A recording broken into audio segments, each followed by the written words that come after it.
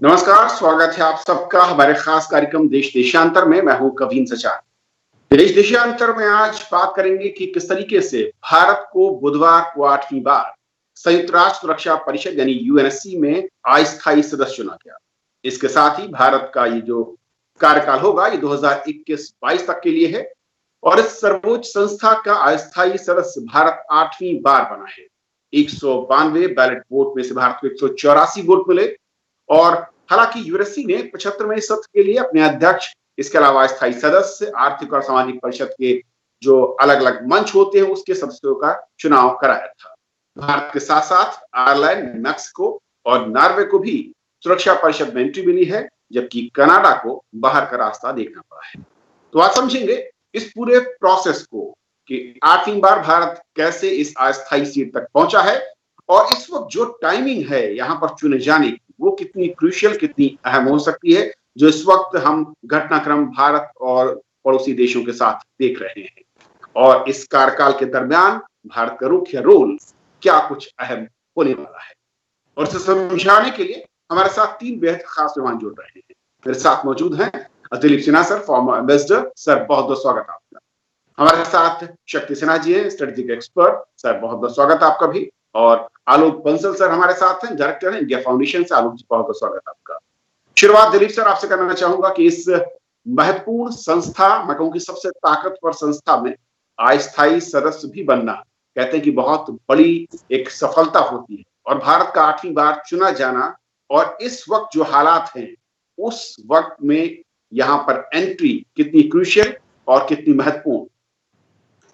देखिए, इसमें कोई शक नहीं है कि ये भारत के लिए बड़े सम्मान की बात है कि हम निर्विरोध चुने गए हैं और हमें जो वोट मिले हैं 184 वोट, वो इस बात का द्योतक है कि हमारे समर्थन जो प्राप्त है, पूरे विश्व का समर्थन प्राप्त है और हम इस सर्वोच्च संस्थान का सदस्य बने हैं 10 साल के अंदर अंदर, जो कि बहुत बड़ी बात है। लेकिन हमें इसमें यथार्थ का भी ध्यान रखना चाहिए कि सुरक्षा परिषद जो है वो एक और तो महत्वपूर्ण संस्था है, लेकिन वीटो के कारण इस संस्था का दुरुपयोग बहुत हो रहा है और इस संस्था एक तरीके से ऑब्स्ट्रक्ट की जा रही है 5 जो सदस्य हैं उनके द्वारा। इसलिए विश्व की जो मुख्य जो टेंशन के जो स्थान हैं, जैसे सीरिया है, यमन है, लीबिया है, उन पर वीटो का प्रयोग बहुत ज्यादा होने लगा है। आज से 10 साल 12 साल पहले जब भारत सदस्य था तो उस समय वीटो का प्रयोग कम किया जाता था, लेकिन हम देख रहे हैं कि पिछले वर्ष बहुत प्रयोग किए गए वीटो के, जिसके कारण कि इन देशों के जो रेजोल्यूशन है वो अधिकांशतः वीटो हो जाते हैं और इसके कारण सुरक्षा परिषद जो है वो अकर्मण्य हो जाता है, कुछ कर नहीं पाता है। तो ऐसी स्थिति में हमें ये मानकर चलना होगा कि जहाँ एक और हम अपने मौक़िफ़ को, अपने पोजीशन को हम व्यक्त कर सकते हैं मजबूती के साथ, लेकिन ये उम्मीद रखना कि सुरक्षा परिषद पुनर्कार्यान्वित हो जाएगा, एक्टिवेट हो जाएगा, वो ज़्यादा होगी हमारे लिए सोचना, और हमें उसमें यथार्थवादी नीति अपनानी चाहिए। आलोक जी, क्योंकि इस वक्त में, और जैसे कि कहा दिलीप सर ने कि 10 साल के ही अंतराल में दूसरी बार यहाँ पर चुना जाना, अगर मैं टाइमिंग को देखूं और साथ साथ जो प्रोसेस है इसका, कि हम देखते हैं जो पुराने आंकड़े की ज्यादातर देशों पर नंबर 10 से 15 साल 20 बार में एक बार ही यहाँ पर कई बार आ पाता है। भारत का इस बार फिर से चुना जाना ये क्या दिखाता है, और किस तरीके से, अगर मैं कहूँ अंतर्राष्ट्रीय पटल पर जो हमारी छवि है या हमारा जो बैकअप है वो किस तरीके से बढ़ा है? देखिए, 2 चीजें। पहली चीज तो यह है कि सुरक्षा परिषद का जो स्वरूप है ये द्वितीय विश्व युद्ध के बाद की जो परिस्थिति थी उसको दर्शाता है। जिस तरीके से चुनाव होते हैं, जैसे भारत जो है एशिया, पैसिफिक और अफ्रीका से चुन कर गया है, ये जिस तरीके की ग्रुपिंग है, पश्चिमी यूरोप, ये जो है शीत युद्ध के समान, और जो द्वितीय विश्व युद्ध के बाद जो भू राजनीतिक परिस्थिति थी विश्व में, उसको प्रदर्शित करता है। तो उसके बावजूद 184 वोट मिलने 192 में से एक बहुत बड़ी चीज है। यह दर्शाता है कि आज विश्व में भारत का किस कदर समर्थन है, और विशेषकर एक ऐसे समय पर भारत सुरक्षा परिषद में चुनकर आ रहा है जब विश्व में काफी उथल पुथल होने की संभावना है। कोविड-19 के बाद का जो विश्व है उसमें काफी भूज राजनीतिक परिवर्तन होने की संभावनाएं हैं, काफी नए समीकरण बन रहे हैं, काफी नई संभावनाएं बन रही हैं और काफी कुछ बदलने वाला है। तो इस वक्त हाई टेबल पर बैठना हमारे लिए एक अच्छी चीज है, लेकिन साथ ही साथ एक चीज और समझनी चाहिए, इसके साथ एक चुनौती भी है। अभी तक क्या था कि आप चाहें तो किसी चीज पर अपना वक्तव्य दें या ना दें, लेकिन अब आप जब सुरक्षा परिषद के सदस्य हो तो आपको हर उस विषय पर जो सुरक्षा परिषद के सामने आएगा, आपको कोई ना कोई उस पर आपको स्टैंड लेना पड़ेगा। आप या तो एब्सटेन करोगे या पक्ष में वोट दोगे या विपक्ष में दोगे। कई बार ऐसी चीजें हैं जो हमें डायरेक्टली अफेक्ट नहीं करती, वो हम चुपचाप रहते हैं। लीबिया में क्या हो रहा है, हम कुछ नहीं बोलें, चुपचाप बैठे रहें, वो भी हो सकता है। लेकिन अब चूंकि हर चीज होगी, अब चूंकि हम हाई टेबल पे हैं, हमें हर उस विषय पर स्टैंड लेना पड़ेगा।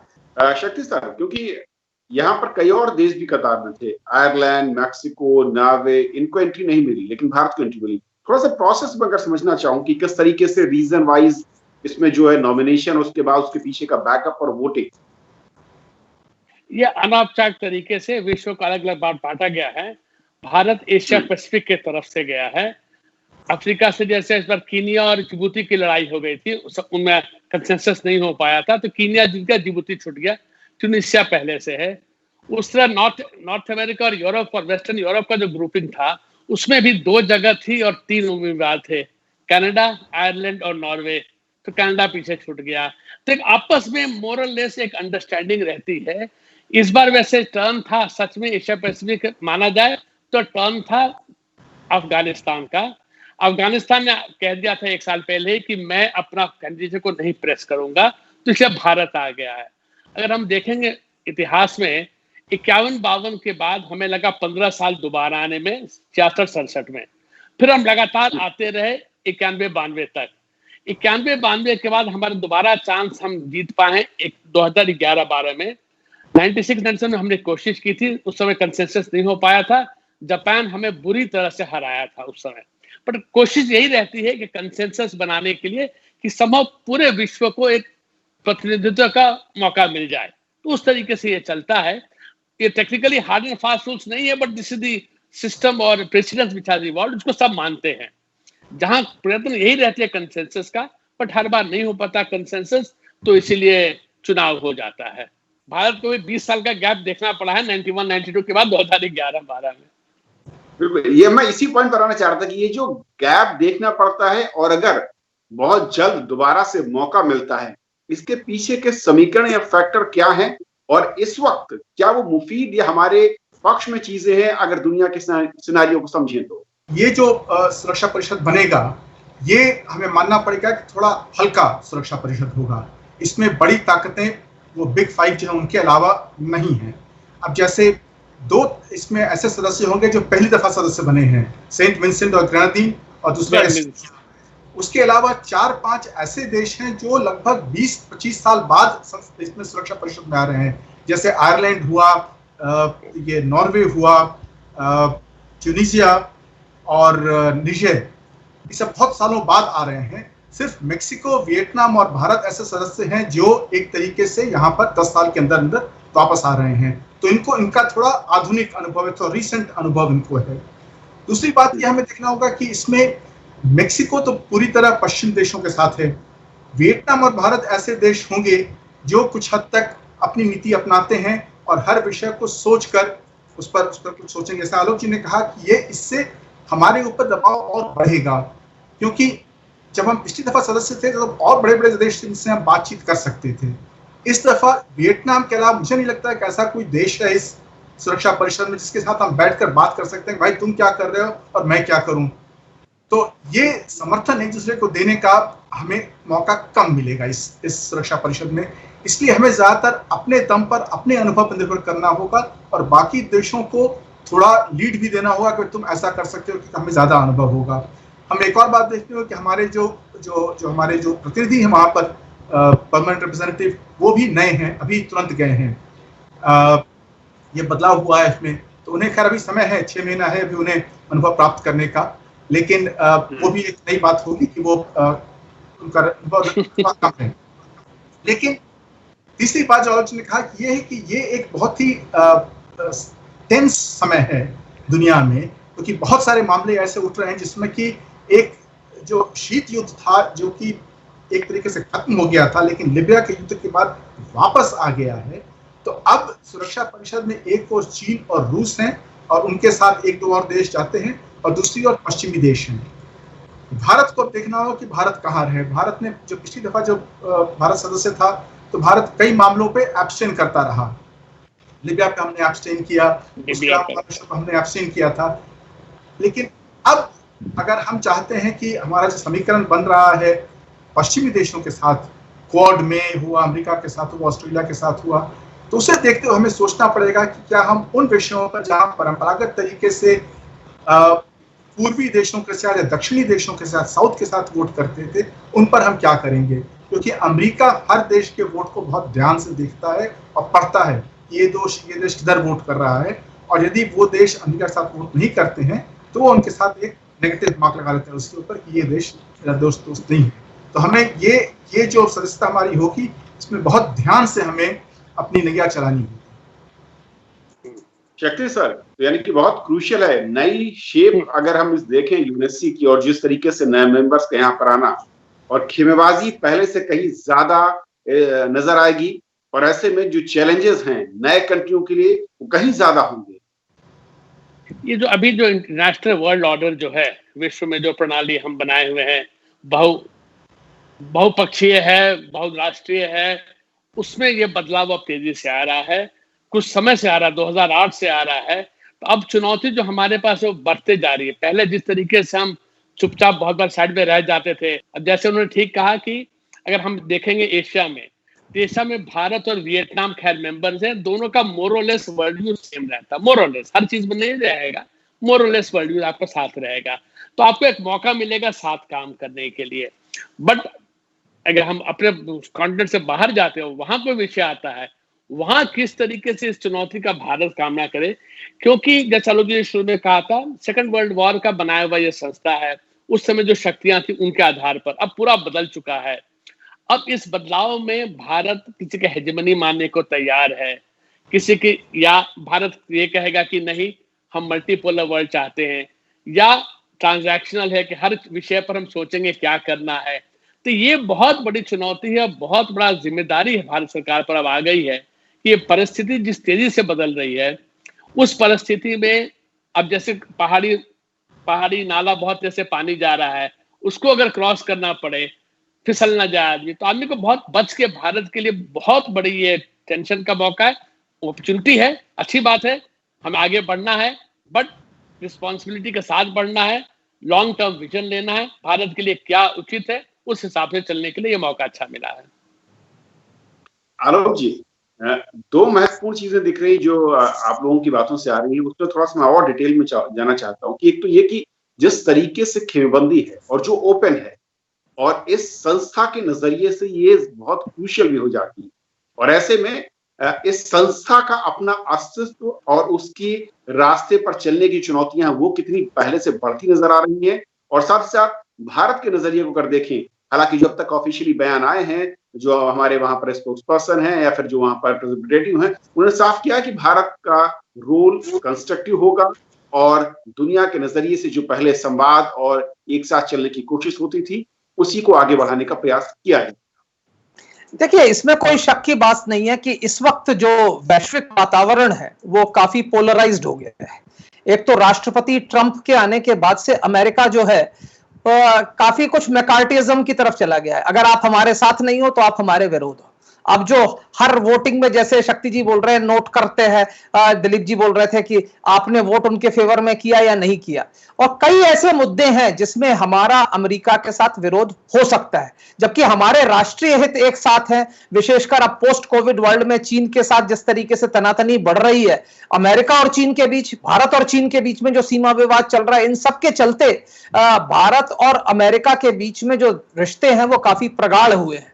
पर इसके बावजूद, जैसे फिलिस्तीन का मामला है, राष्ट्रपति ट्रंप का जो नया मॉडल है जो फिलिस्तीन का रीसेटलमेंट का, उस पे भारत का क्या रवैया होगा, ईरान के प्रति जो राष्ट्रपति ट्रंप का रवैया है उस पे भारत का क्या मत होगा, कुछ ऐसे मुद्दे हैं जिसमें भारत एक गंभीर अपने आप को समस्या में पाएगा वोट करने में।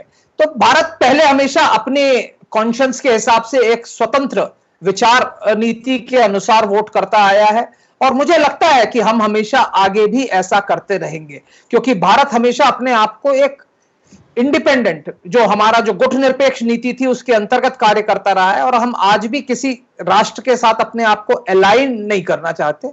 एक स्वायत्तता, जो हमारी सामरिक स्वायत्तता है, उसका पालन करते जाएंगे।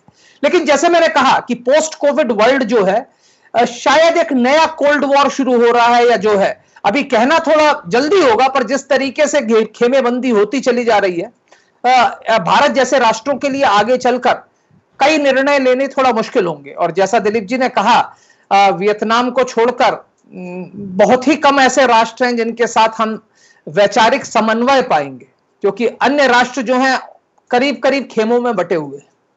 तो जो खेमों में बटे हुए हैं उनका वोट आपको पहले से ही पता है वो क्या आने वाला है। तो भारत उन कुछ राष्ट्रों में से होगा जिसका कि निर्णय बहुत महत्वपूर्ण होगा। आगे चल के हम कैसे चलते हैं, हमारी विदेश नीति किस तरीके से, क्योंकि अभी हम भी एक क्रॉस रोड्स पर है। अगर आप देखें जो हो रहा है, सीमाओं पे जो हो रहा है, अभी कोविड की समस्या से पूरा विश्व ग्रस्त है, आगे चलकर क्या स्थिति होती है, अभी ये सब कुछ थोड़ा पूर्वानुमान के अनुसार है। तो उस पूर्वानुमान के अनुसार जो प्रीएम्पशन है, कंजेक्चर का मैटर है, उसके ऊपर यह है कि हमारे लिए एक बहुत गौरव की बात है कि ऐसे मौके पर हम उस टेबल पर हैं। इससे भारत का जो स्टेचर है वो बढ़ता है, क्योंकि वैश्विक जनमत जो है, आप जो भी विषय होगा उसमें आपके विचार जो है विश्व जनमत के सामने आएंगे। तो ये एक बहुत पॉजिटिव स्टेप भी है, बिकॉज चाहे कोई भी समस्या हो, चाहे वो पैसिफिक में हो या लैटिन अमेरिका में हो, you would be taking a stand. हम एक उस पर पोजीशन लेंगे, हम उस पर अपना वक्तव्य देंगे, और इस कारण जो है हमारा एक वैश्विक जो रोल हम हमेशा से चाहते रहे हैं, भारत की क्षमता के अनुसार जो होना चाहिए, एक वैश्विक रंगमंच पर जो भारत की एक पोजीशन होनी चाहिए, वो भी उभर कर आएगी। और मेरा हमेशा से यह मानना है कि अगर आपको वैश्विक रंगमंच पर एक स्थिति चाहिए, तो आपको उसके साथ जो जिम्मेदारियां आती हैं उसको निर्वाह करने के लिए भी आपको तैयार होना पड़ेगा। और यहां पर होने का मतलब है कि अब हम वो जिम्मेदारियां निर्वाह करेंगे। हम दुनिया में होने वाली हर घटना पर अपना विचार, अपना इंडिपेंडेंट जो निष्पक्ष व्यू है, जैसा 50 के दशक में होता था, वैसा शायद हम आगे फिर रखेंगे दुनिया के सामने। दिलीप सर, क्योंकि इस मंच पर भारत के पहुंचने के बाद जो प्रतिक्रियाएं या फिर मैं कहूं कि शुभकामनाओं की झड़ी देखी मैं ट्विटर पर या सोशल मीडिया पर या फिर ऑफिशियली तौर पर, यूरोपियन कंट्रियों का जो रवैया है वो बहुत पॉजिटिव और इंडिया को लेकर बहुत सकारात्मक नजर आ रहा है। वहीं पर अगर हम पाकिस्तान, चीन या कुछ इस तरह के देशों की बात करें, उनका रुख और नजरिया उनकी प्रक्रिया से साफ दिखता है। यानी कहीं ना कहीं थोड़ी सी चिंता जरूर है इन देशों में भारत के इस जगह पर पहुंचने और उसके भावी रोल को लेकर। हाँ बिल्कुल, अभी तक हम लोगों ने गिनाई चुनौतियां क्या हैं और परेशानियां क्या हैं इस ऊंची कुर्सी पर आने से, लेकिन जैसा कि आलोक जी ने कहा कि ये एक बहुत बड़ा अवसर भी है भारत के लिए। भारत चूंकि एकमात्र ऐसा देश है जो G4 का जो इस वक्त सदस्य बनेगा सुरक्षा परिषद का, तो भारत को ये मौका मिला है कि वो दिखाए कि वो इस बड़े मंच पर क्या रोल अदा कर सकता है। और इसमें ये समय महत्वपूर्ण इसलिए भी है कि जो परमानेंट 5 जो है वो आपस में टूटे हुए हैं इस वक्त। शीत युद्ध के बाद 15 साल का ऐसा समय था, 20 साल का, जब ये बिल्कुल आपस में मिले हुए थे और सारी रेजोल्यूशन वो आपस में ही पांचों मिलते थे, आपस में खाना पका करके ले आकर सर्व कर देते थे कि लो खाओ, तो कोई कुछ कर नहीं पाता था। अब ऐसा हो गया है कि रूस और चीन एक तरफ हो गए हैं, बाकी 3 देश एक तरफ हैं, उनमें आपस में मतभेद है। इसलिए कई रेजोल्यूशन ऐसे हैं जो सिक्योरिटी काउंसिल में आते हैं और वहां पर उन पर विवाद होता है, डिबेट होता है। तो जब ऐसी स्थिति होती है तब भारत जैसे देश के लिए एक मौका है कि वो अपना पोजीशन रखे और एक कोशिश करे कि जो एक तीसरा व्यू पॉइंट जो भारत का रहा है हमेशा, उसे वो सामने ले आए और इन देशों के सामने दिखाए कि भारत एक ऐसा तरीका, एक रास्ता निकल सकता है जिससे कि सारे देश इकट्ठा हो सके। जब हम बात करते हैं मल्टीपोलर वर्ल्ड की, एक मोर डेमोक्रेटिक ऑर्डर की, तो हम उसका प्रतिनिधित्व कर सकते हैं ताकि हम एक ऐसा रास्ता दिखा सकें कि दुनिया में सुरक्षा परिषद कैसे काम कर सकती है। तो ये एक बहुत अच्छा अवसर है भारत के लिए कि जब भारत जो E10 बोलते हैं, इलेक्टेड 10 जो है, उनमें से सबसे अनुभवी जो देश है वो भारत होगा, तो भारत ये रोल निभा सकता है। शक्ति सर, जो दिलीप सर कह रहे हैं कि क्या वाकई सबसे बेहतर मौका यही है, एक ऐसे मंच पर जहां पर टॉप 5 जो पहले एक साथ खड़े होते थे अब वो गुटों में बटे हुए, और ऐसे में डिबेट और थर्ड ओपिनियन ऑफ व्यू की जरूरत और उसका स्पेस वहां पर ज्यादा होगा। एकदम एकदम सही होगा। मगर एक उसके पहले एक चीज मैं बता दूं, नहीं अमेरिका ये लिस्ट रखता है 1950 से, ट्रंप के समय से नहीं। इनफैक्ट अब तो बात नहीं करता है, पहले हिसाब रखता था कौन अमेरिका के साथ है कौन अमेरिका के खिलाफ है। हर चीज में प्रेसिडेंट ट्रंप को बदनाम करने की जरूरत नहीं है। बट हाँ, ये अच्छा मौका भारत के लिए। और ये स्वाभाविक है, भारत जैसा देश अगर सिक्योरिटी काउंसिल में ना रहे तो सिक्योरिटी काउंसिल की महत्वता क्या है। भारत की आबादी देखिए, इकोनॉमी का साइज देखिए, दुनिया को समझना चाहिए कि दुनिया बदल रहा है, तो भारत का वहां रहना बहुत ही महत्वपूर्ण है। और हाँ, दुनिया बट रहा है, खेमे अलग अलग पहले भी थे, ऐसा नहीं था, शीत युद्ध में बहुत था। अभी भी मेरा तो ख्याल है खैर शीत युद्ध शुरू हो चुका है, क्योंकि दूसरे युद्ध तो आप अनाउंस करते हैं गोली चला करके और बाद में खत्म करते हैं साइन करके। शीत युद्ध में कोई डेट नहीं होता है, ये प्रोसेस होता है। मेरे ख्याल से शीत युद्ध शुरू हो गया है। इस शीत युद्ध में भारत के पास वह विकल्प हैं जो उस समय थी कि नहीं थी। अब थोड़ा सा मुझे थोड़ा शक हो रहा है कि शायद उस समय जो आजादी आपके पास थी, स्वतंत्रता थी, वो थोड़ी कम अब हो गई है। अब जैसे आप पिछले साल आप देखेंगे सिक्योरिटी काउंसिल की मीटिंग चीन बुलवाई, अनौपचारिक मीटिंग। अगर औपचारिक मीटिंग बुलाई जाती है भारत के संबंध में तो भारत वहां जाके बोल सकता है, वोट नहीं दे सकता, अपना पॉइंट व्यू रख सकता है। तो उन्होंने क्या किया, कश्मीर में जो हम बदलाव लाए थे, संवैधानिक बदलाव, उसका उन्होंने अनौपचारिक बैठक रखवाई। चीन उस महीना अध्यक्ष था। अनौपचारिक बैठक में आप जा नहीं सकते थे। तो अब वो जमाना नहीं रहेगा, अब हम वहां हैं।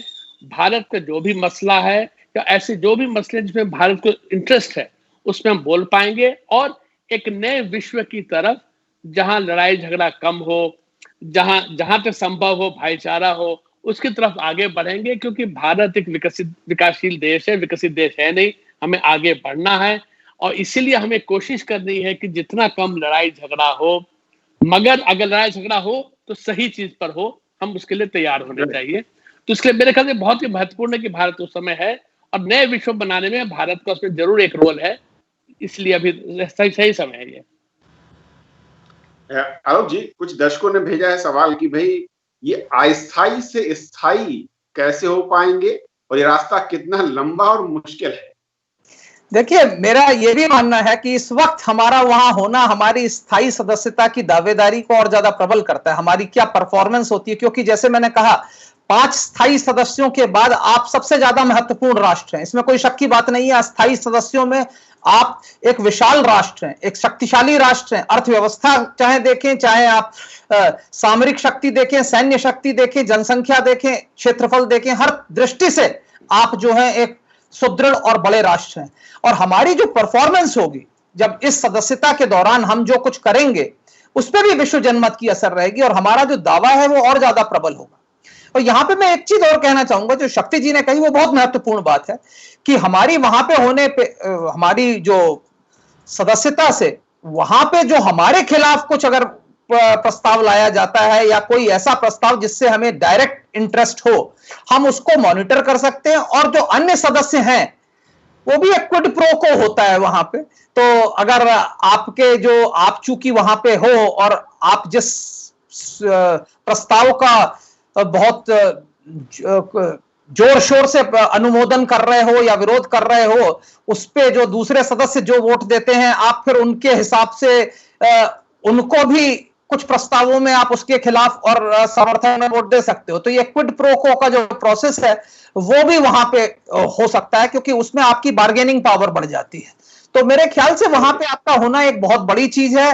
और ऐसे वक्त पर जब जैसे मैंने कहा, नए विश्व का निर्माण हो रहा है, ये कोविड के बाद जो निर्माण होगा विश्व का, वैश्विक भू राजनीतिक रंगमंच का, वो मेरे ख्याल से उतना ही शायद महत्वपूर्ण हो जितना द्वितीय विश्व युद्ध के बाद जो विश्व का निर्माण हुआ था। हालांकि ये कहना अभी शायद पूर्वानुमान होगा, लेकिन मेरा ये मानना है कि जब भी ये पेंडेमिक खत्म होगा उसके बाद जो नए भू राजनीतिक रंगमंच का निर्माण होगा वैश्विक, वो हो सकता है काफी भिन्न हो। और इस वक्त हमारा वहां होना एक बहुत बड़ी उपलब्धि है हमारे लिए, क्योंकि हम एक बहुत बड़ा रोल प्ले कर सकते हैं आने वाले जो वर्ल्ड ऑर्डर है उसके शेप करने में एक बहुत बड़ा हम योगदान कर सकते हैं, बहुत बड़ा रोल निभा सकते हैं।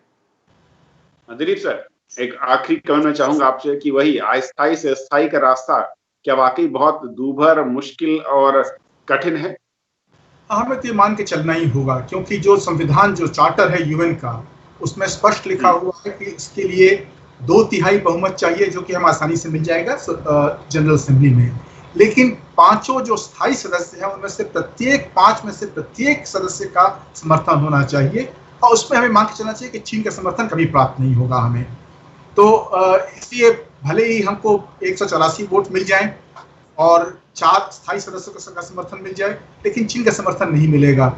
इसलिए हमें कोशिश जारी रखनी चाहिए ताकि हम ये दिखा सके दुनिया को कि चीन एकमात्र देश है जो इसका विरोध कर रहा है। चीन इसे बहुत घुमा फिरा के बोलता है, साफ नहीं बोलता है कभी, चीन कभी कोई साफ बात बोलता नहीं है, तो हर बात घुमा के बोलता है। लेकिन हमें मान के चलना चाहिए कि चार्टर जो इस वक्त है वो वर्तमान परिस्थिति में बदली नहीं जा सकती है। बहुत बहुत शुक्रिया आप तीनों मेहमानों का हमारे साथ इस बेहद महत्वपूर्ण चर्चा में शामिल होने के लिए और समझाने के लिए असल में यूएनएससी में भारत का 8वीं बार पहुंचना क्या मायने रखता है और वहां पहुंचने के बाद भारत का रोल क्या होगा और इसका विश्व परिदृश्य और सामरिक नजरिए से क्या महत्वपूर्ण रोल आगे आने वाले दिनों में नजर आएगा। तो आज फिलहाल इतना ही।